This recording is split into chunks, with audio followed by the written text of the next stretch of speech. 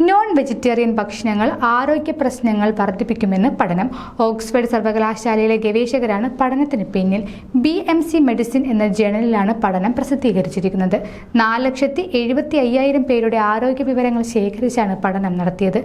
ദിവസേന മാംസാഹാരങ്ങൾ കഴിക്കുന്നവരിൽ ഹൃദ്രോഗം, പ്രമേഹം, ദഹന സംബന്ധമായ പ്രശ്നങ്ങൾ തുടങ്ങിയവയ്ക്ക് സാധ്യത കൂടുതലാണെന്ന് ഗവേഷകർ കണ്ടെത്തിയതായി പഠനം പറയുന്നു.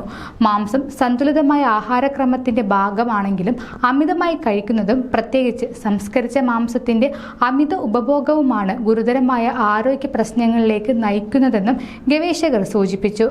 റെഡ് മീറ്റിലും സംസ്കരിച്ച മാംസത്തിലും പ്രോട്ടീന്റെ അളവ് കൂടുതലായിരിക്കും. ഇത് ദഹന പ്രക്രിയ മെല്ലെയാക്കും. അതുമൂലം മലബന്ധം, അസിഡിറ്റി, വയറുവീർക്കൽ തുടങ്ങിയവയ്ക്കും ക്രമേണ ഗൗരവകരമായ ഗ്യാസ്ട്രിക് പ്രശ്നങ്ങൾക്കും കാരണമാകുമെന്നും വിദഗ്ധർ പറയുന്നു.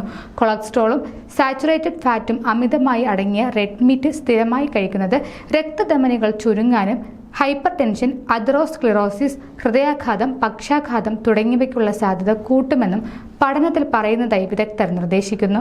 കൂടുതൽ ആരോഗ്യ വാർത്തകൾക്കായി ഡോക്ടർ ലൈവ് TV സബ്സ്ക്രൈബ് ചെയ്യുക. Stay healthy.